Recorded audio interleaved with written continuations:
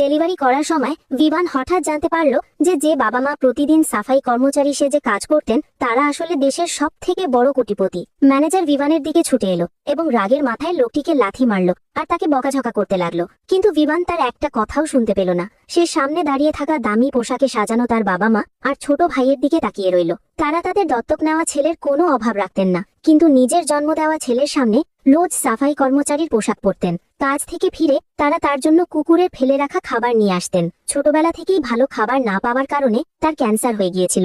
Doctor পরিষ্কার বলে দিয়েছিলেন যে তার কাছে আর মাত্র 1 মাস সময় আছে।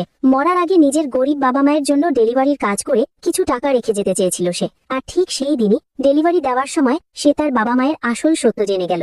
এখন তার মনে বাবা মায়ের জন্য ঘৃণা জন্মালো। ঠিক সেই সময় তার হাত থেকে দামি মদের পেটি পড়ে ভেঙে গেল। ম্যানেজার রাগে তার উপর চিৎকার করছিল। তখনই তার বাবা বলল, আজ আমার ছেলে কলেজে ভর্তি হচ্ছে, আমি খুব খুশি। কয়েক লাখ টাকার মদ ভেঙে গেছে, তাতে কি হয়েছে? যেহেতু ভিভান মাস্ক পরেছিল তাই কেউ তাকে চিনতে পারল না। ম্যানেজার স্বস্তির নিঃশ্বাস ফেলল এবং সঙ্গে সঙ্গে ছেলেটিকে বাইরে বের করে দিল। বাড়ি ফিরে বাবা সেই পুরনো পোশাক পরলেন এবং আগের মতোই বেঁচে যাওয়া খাবার নিয়ে এলেন। কিন্তু এবার ভিভান বলল, বাবা মা তোমরা কেন খাও না? মা হেসে বললেন, বাবা আমরা একটু কমই না হয় খেলাম, ঘরে যা আছে সব আগে তোমার জন্য। এরপর তিনি একটা খুব সস্তা জুতো বের করলেন, এটা তোমার জন্য। ভিভান চুপচাপ জুতোটা নিয়ে নিল। কিছুক্ষণ পর বলল, আমি অসুস্থ, চিকিৎসার জন্য আমার কিছু টাকা দরকার। এই প্রথম সে তার বাবা মায়ের কাছে টাকা চেয়েছিল। তখনই দত্তক নেওয়া ছেলেটি এলো এবং বলল, আমি তো আগেই বলেছিলাম এই ছেলে মেয়েদের নিয়ে হোটেলে যায়, কোনো খারাপ রোগ বাঁধিয়ে বসেছে।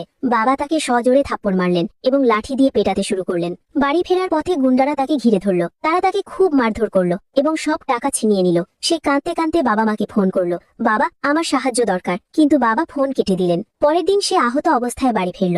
দত্তক নেওয়া ছেলেটি আবার বলল, কাল রাতে হয়তো কোনো মেয়ের বয়ফ্রেন্ড মেরেছে। বাবা আবার থাপ্পড় মারলেন এবং দরজার সামনে হাঁটু গেড়ে বসিয়ে রাখলেন। সন্ধ্যায় বাবা মা তাকে খেতে বললেন, খেয়ে নে, আমরা মাফ করে দেব। ঠিক তখনই ভিভান রক্তের বমি করলো এবং সেখানেই লুটিয়ে পড়ল। হাসপাতালে ডাক্তার বাইরে এসে বললেন, ভিভানের হাতে আর বেশি সময় নেই। অস্বাস্থ্যকর এবং খুব কম খাবার খাওয়ার ফলে তার ক্যান্সার হয়েছে। সেই মুহূর্তে বাবা মা নিজেদের ভুল বুঝতে পারলেন, কিন্তু ততক্ষণে অনেক দেরি হয়ে গেছে।